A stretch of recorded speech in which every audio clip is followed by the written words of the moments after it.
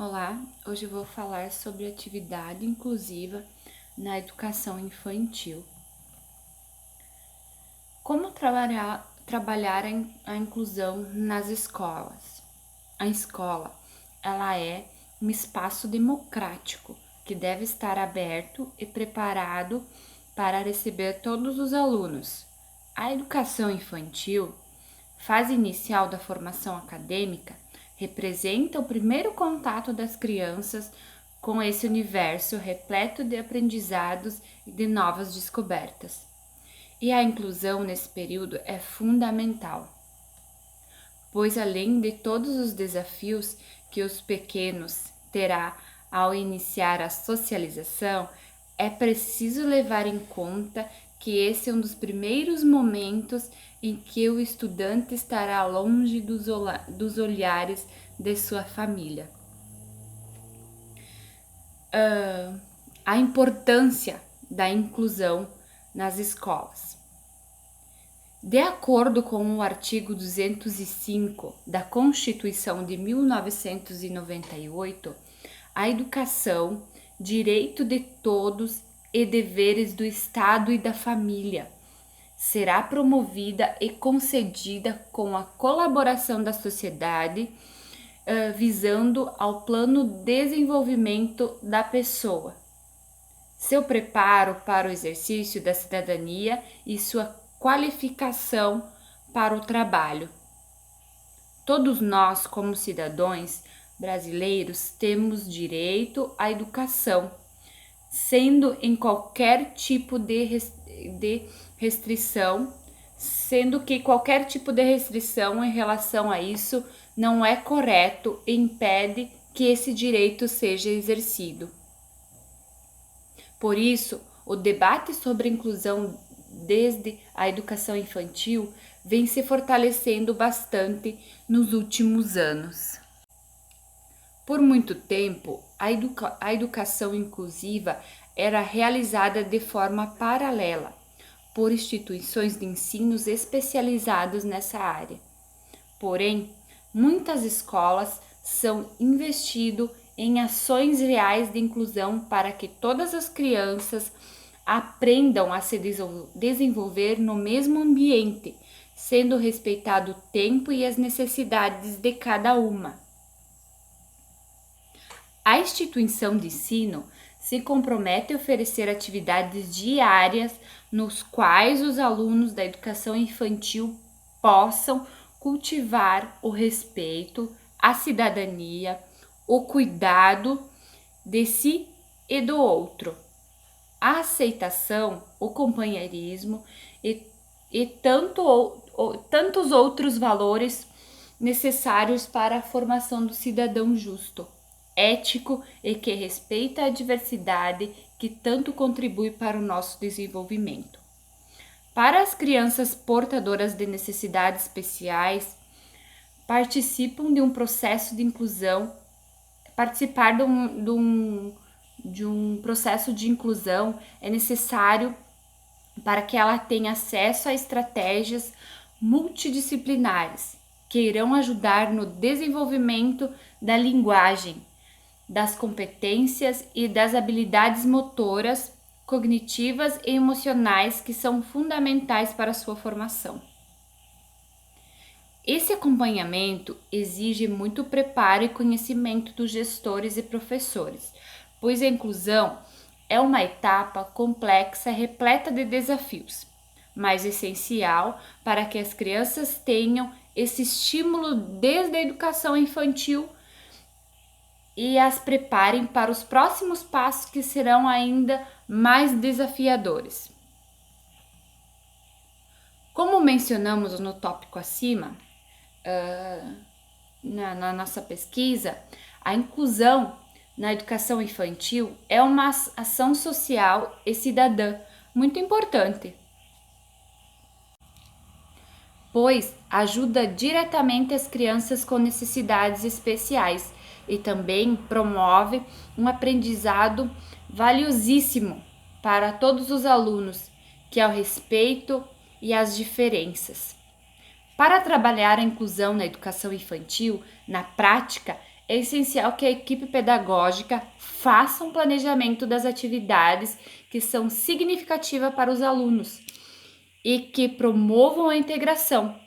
Também é importante considerar o ritmo de cada estudante e as suas peculiaridades. Somente assim a educação será realmente inclusiva.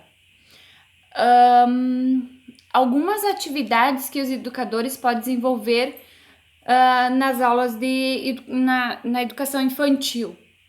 A gincana entre os alunos e a família. A integração é a palavra-chave para a inclusão na educação infantil. Por isso, nada melhor que desenvolver as atividades que unem aprendizado e muita diversão. Por meio de gincanas ou jogos simbólicos, a comunidade se aproxima, as crianças começam a colaborar umas com as outras e os pequenos com necessidades especiais se sentem parte do todo. Isso é fundamental para estimulá-los dentro e fora do ambiente escolar. Atividades que colocam o aluno em movimento. Por exemplo, a música e cantigas populares. Os educadores podem desenvolver atividades que ajudam a estimular o movimento das crianças, melhorando também a socialização. O clássico Dona Aranha, por exemplo, pode ajudar uma brincadeira, pode guiar, na verdade, uma brincadeira, como um barbante no qual o educador monta uma rede e os alunos têm que passar por ela concluindo a atividade. Legal, né? Uma dica interessante para os professores na educação infantil que tenham alunos com necessidades especiais que não estejam ligados à redução de movimentos físicos, essa dica não é especialmente sobre as atividades, mas sim sobre montar um planejamento coletivo, visando a inclusão na educação infantil. Os professores e todos os membros da equipe pedagógica podem se reunir para reformular objetivos do plano de atendimento educativos e educacionais, inclusivo da criança com necessidades especiais. Quanto mais pessoas abertas e dedicadas a oferecer o melhor para o aluno, maior serão as chances de promover um ensino de qualidade, justo e acessível.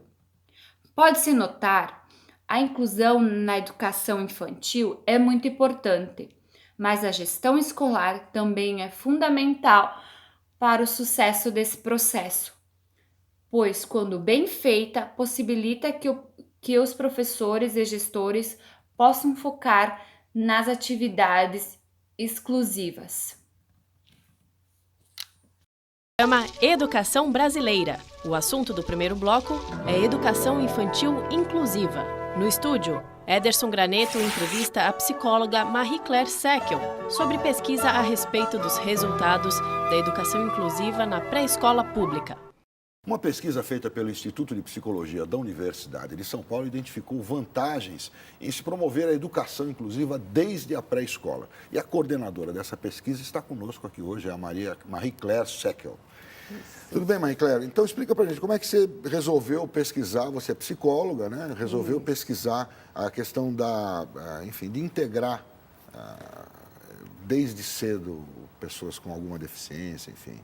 Então, Ederson, na verdade eu tenho um trabalho, uma trajetória longa na educação infantil, então eu conheço a educação infantil pelo lado de dentro, né? Já trabalhei em muitos lugares diferentes, tanto no público quanto no privado. Tá. E desde que me tornei pesquisadora, eu pesquiso nessa área da educação infantil, entendendo a importância da formação da criança desde o início da sua vida, né? E numa formação que a preocupação central é de que como é que a gente faz, né, pensando em educação inclusiva, para formar pessoas que tenham uma abertura e uma disponibilidade para se relacionar com as pessoas diferentes. né? Tá. Porque a gente vive numa sociedade extremamente competitiva, né? Onde o tempo inteiro cada um de nós tem que lutar para sobressair mediante a discriminação, em geral, daquele que é diferente e que vira um alvo privilegiado de preconceito nas relações sociais, né? Então, esse é um problema que acho que ele é central para uma proposta de educação inclusiva. Quer dizer, não é só educar aquele que é diferente, é educar o outro para que conviva com o diferente, é isso? Principalmente o outro, porque quando você pensa em barreiras atitudinais, como a gente fala aí no âmbito da educação e da psicologia, né?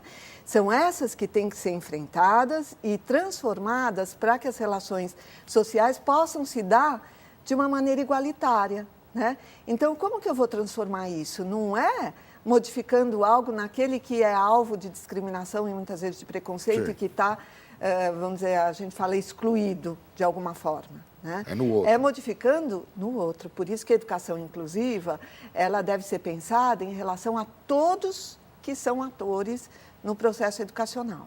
Entendi. Por isso que é muito interessante perceber que há uma inversão. Hoje em dia é muito comum você entrar numa escola e ouvir uma expressão do tipo, aquele é o aluno de inclusão.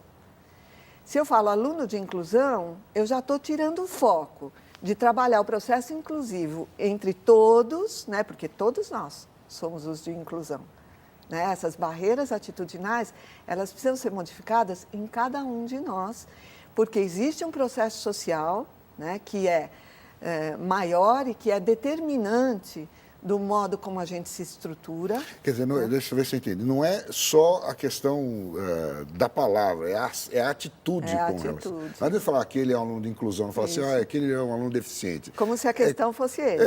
A questão não é o restante, inclusive o professor, né? Inclusive, e principalmente, né, as pessoas que dentro da escola representam uma segurança para a criança, são modelos, espelho, né? Um modelo. São os modelos de autoridade que, nos quais a criança vai se inspirar e se identificar. Tá. Bom, e aí, a pesquisa, vamos lá. Como é que você bolou essa pesquisa e como é que você conduziu essa história? Então, essa pesquisa, nós já temos aí uma trajetória de 20 anos pensando na educação inclusiva no Brasil, né? Desde o projeto lá da Educação para Todos. Tá. E desde 2001, mais consistentemente, né? Com políticas voltadas para a inclusão.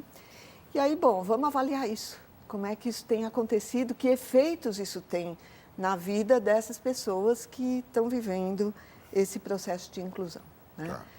E aí eu resolvi entrevistar crianças, na verdade já adolescentes, né? Mas que frequentaram uma educação infantil inclusiva na sua infância. Ah, entendi. Você foi buscar eles lá na frente. Fui buscar, é um estudo longitudinal. Entendi. Né?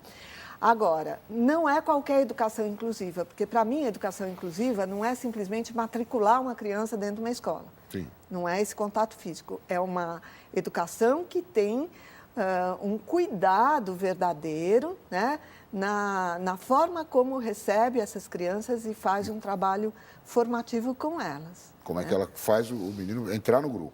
Entrar no grupo, participar, ter um respeito a todos aqueles que participam, um respeito à fala das crianças. Então, há coisas aí que diferenciam para mim, né, o que seria um ambiente inclusivo. Né? Tá bom. E que a gente não vai poder aprofundar aqui. Não dá tempo. Mas o que eu fiz? Eu peguei uma escola, uma creche, né, que tem uma tradição e que tem um trabalho de qualidade em relação à inclusão na educação particular, infantil. uma escola particular? Pública, legal. Pública. Porque isso, para mim, é um princípio, porque a maior barreira de exclusão na nossa sociedade é a barreira econômica, é a barreira de pobreza. Tá. Então, falar em inclusão não é falar de pessoa com deficiência, é falar da inclusão em tudo aquilo que exclui na nossa sociedade. Perfeito. Então, a educação inclusiva é maior do que a educação especial. Tá. Né? Então, é essa a principal barreira, então só teria sentido fazer essa pesquisa numa escola pública. Aí você pegou uma bem tradicional, que Peguei tem uma história de inclusão, é isso? Isso. E aí? E aí eu fiz a pesquisa com crianças regressas. Eu quero ver o que essas crianças estão levando, se é que estão levando, né? E qual a importância dessa inclusão na educação infantil. E o que você descobriu? E aí foi muito interessante, assim, entrevistei algumas crianças, esse estudo não é um estudo conclusivo, né, mas ele é um estudo que aponta alguns ganhos importantes, né, e que merece novas pesquisas aí que ampliem. Quer dizer, na verdade, abriu o campo de trabalho. Isso. Acho que a gente precisa pesquisar muito mais aí nessa área. Tá. Né? E o que a gente percebe, assim, que essas crianças, quando elas foram para vários tipos de escola. Teve criança que saiu, foi para a escola particular, outras foram para a escola pública, enfim. É uma diversidade ali de opções. O que a gente percebe em todas as crianças que foram entrevistadas, que não foram muitas, né, foram 6 crianças, mas numa entrevista em profundidade. É uma qualitativa, né, que você qualitativa, chama. Né? A gente percebe que todas elas se percebiam diferentes no seu ambiente escolar, né? E que algumas delas, não todas, têm uma forma de agir que se diferencia em relação aos seus colegas. Então, elas têm, assim, uma consciência em relação à diferença de outras crianças e elas, muitas vezes, agem em favor de outras crianças, o que, para nós, é um diferencial bastante importante. Agir em favor Agir em favor. Por exemplo, tem um menino que eu entrevistei que conta de uma criança com síndrome de Down que tem na escola dele e com a qual ele convive mesmo não sendo da série dele, né? Mas, ao falar da experiência com essa criança, ele fala de como essa criança muitas vezes é discriminada, de como os outros não querem que ela entre na brincadeira e que para ele ela é uma pessoa que está ali, que ele tem o maior prazer de ajudar. Ele toma e aí ele partido conta, dessa criança. E às vezes ela erra a sala dela, eu vou lá e eu digo, olha, a sua sala é aqui. Né? Então, ele tem uma que compreensão. são pequenas legal, ações, né? Que mostram uma possibilidade de agir diferenciadamente. E no ambiente social é comum que aquele que pensa diferente, muitas vezes ele tem receio de mostrar essa diferença porque ele pode se tornar alvo das agressões. A gente diz que o preconceito, muitas vezes, ele funciona por contágio. Né? Então, se eu me aproximo de alguém que é alvo de preconceito, ao me aproximar, eu me torno alvo também. E aí, o que né? você descobriu isso? Isso é real mesmo? Isso ocorre com esses meninos? Com esse garoto, por exemplo? Sim. Então, todos eles que saíram dessa educação infantil inclusiva, eles mantêm uma abertura e uma disponibilidade para o contato com pessoas diferentes, das diferenças mais variadas. Né? Todos eles, os que você ouviu? Todos eles, os que você ouviu. Todos eles. E alguns... E isso é contrário à tendência social dominante. É importante entender que isso não é uma questão pequena e não é simplesmente, pelo que a gente pode perceber nas entrevistas, um discurso politicamente correto, que seria algo muito fácil de se obter. Né? É reproduzir uma fala que é uma fala... que alguém ensinou para o menino. Que é uma fala que circula na mídia, mas na hora que você vai ver na ação a coisa acontece um pouco diferente. Então, o que a gente percebeu é que há uma consistência entre aquilo que essa criança está falando e aquilo que ela está fazendo e o modo como ela se percebe, o modo como ela percebe o grupo do qual ela faz parte. Né? E essas crianças, elas relatam assim, que elas percebem no grupo uma coisa que é muito diferente daquilo que elas vivenciavam na creche que elas têm origem. Né? E elas percebem essa violência, que é o que nos preocupa enquanto pesquisadores, né? Existe uma frieza que é socialmente aprendida.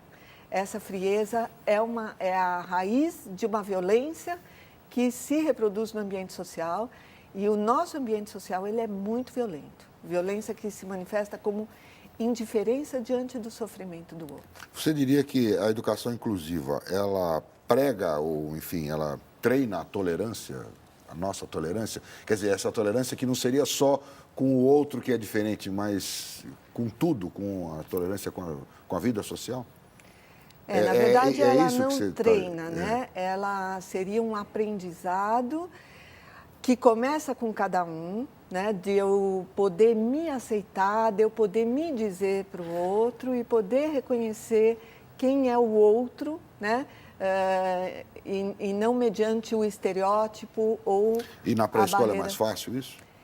Eu acho que isso tem que acontecer na pré-escola, né? Porque se acontecer depois, Já tem coisas já tem consolidadas. coisas cristalizadas e consolidadas, porque é uma ilusão quando a gente diz a criança é espontânea, não tem preconceito. Entendi. Não é verdade. A criança, ela adere aos preconceitos que estão presentes no ambiente social que ela frequenta. E o que é interessante pensar no potencial da educação infantil nessa educação inclusiva, né, na direção da inclusão, é que, como a gente pesquisou na escola pública, né, as famílias de origem dessas crianças são famílias muito diferentes umas das outras, né?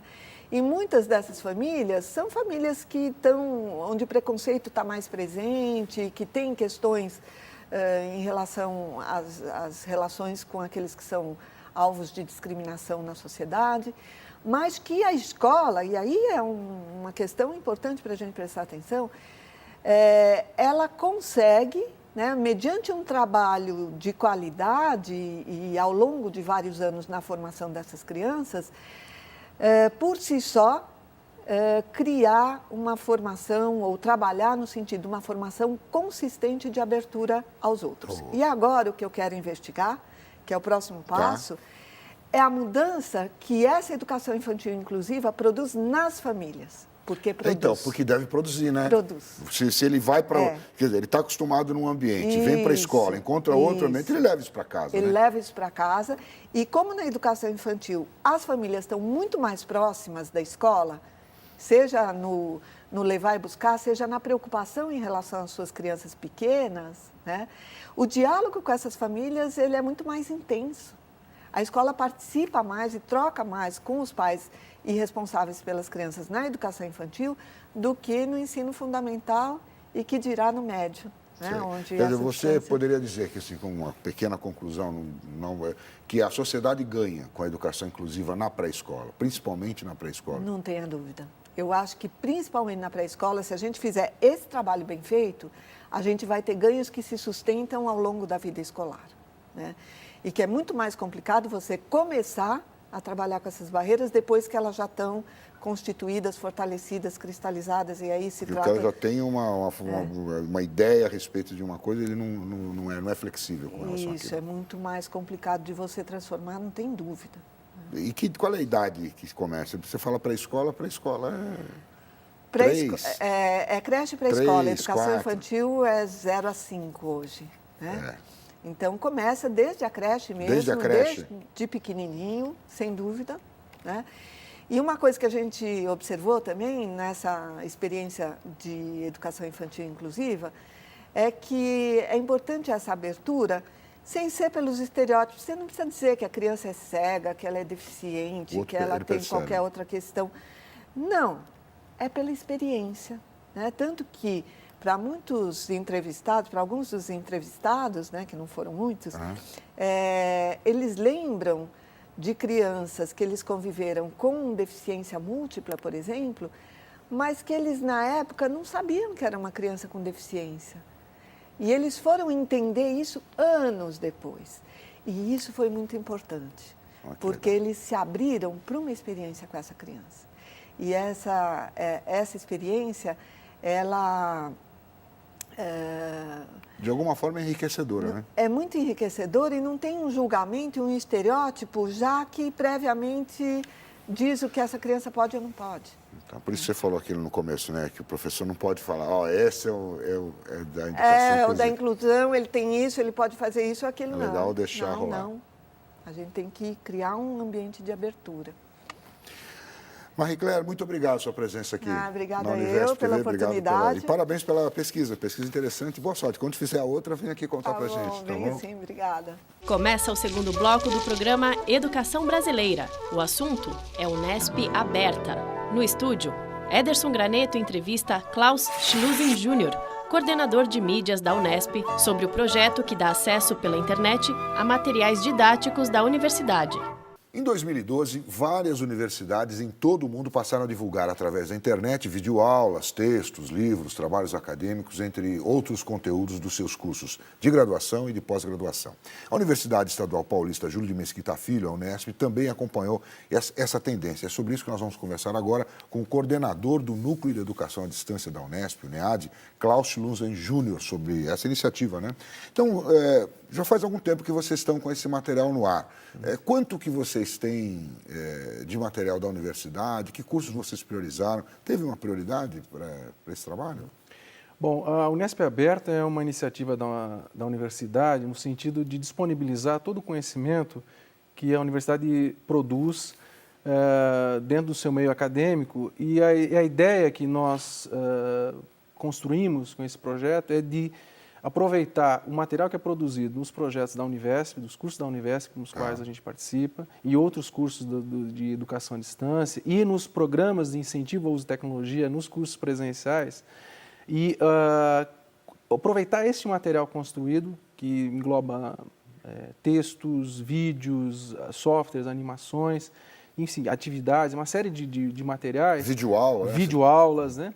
Uma série de materiais, disponibilizar isso para a sociedade brasileira. Nós entendemos que esse projeto é uma forma da universidade contribuir para a sociedade, da mesma forma como ela contribui sustentando a universidade pública, como a Unesp trazer todo esse conhecimento no meio público, de acesso público. Então, a gente costuma colocar que nem todo cidadão brasileiro pode ser nosso aluno da Unesp nos nossos cursos, mas pelo menos a gente tem o compromisso de disponibilizar o conhecimento que a gente gera, os cursos que a gente oferece para a população brasileira que tem acesso à internet. Deixa eu entender uma coisa. Vocês, quer dizer, você falou disponibilizar o conhecimento, tá, mas você disponibiliza lá um curso, por exemplo, sei lá, engenharia, tem algum curso específico, uma matéria específica, o cara pode acompanhar Eu tenho uma dificuldade com história do Brasil, tal. Você vai lá e acompanha isso, dá para ver?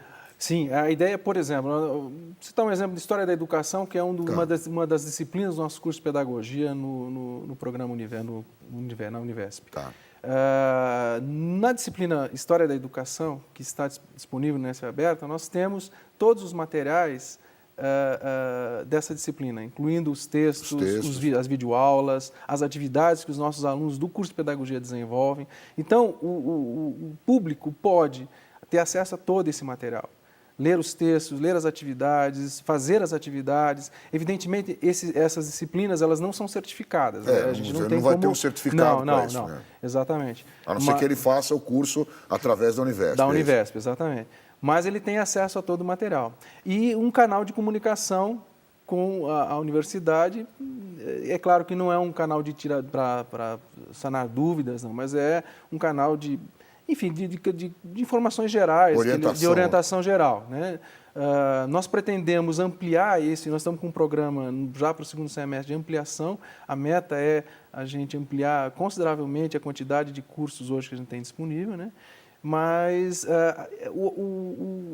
a população ela tem acesso a esse material. Você falou em material de aula que é presencial, mas usa a tecnologia de comunicação e informação, né? Esse material também está lá? É muito material ou é pouco?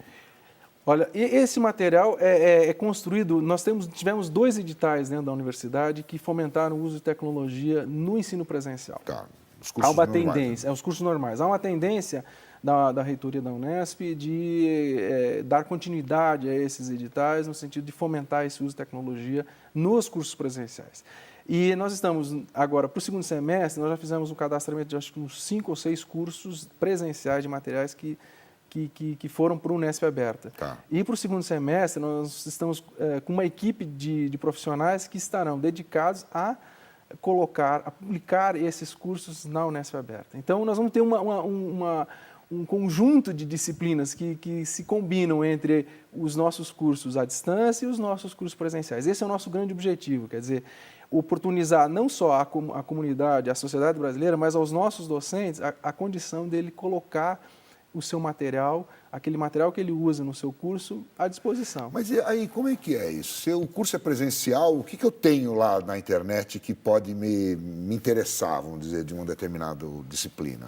Olha, por exemplo, nós temos materiais na engenharia. Então, você tem desde o texto do professor, o PowerPoint do professor, você tem um vídeo onde ele demonstra um experimento, né? E aí o experimento... um vídeo com experimento. Com experimento.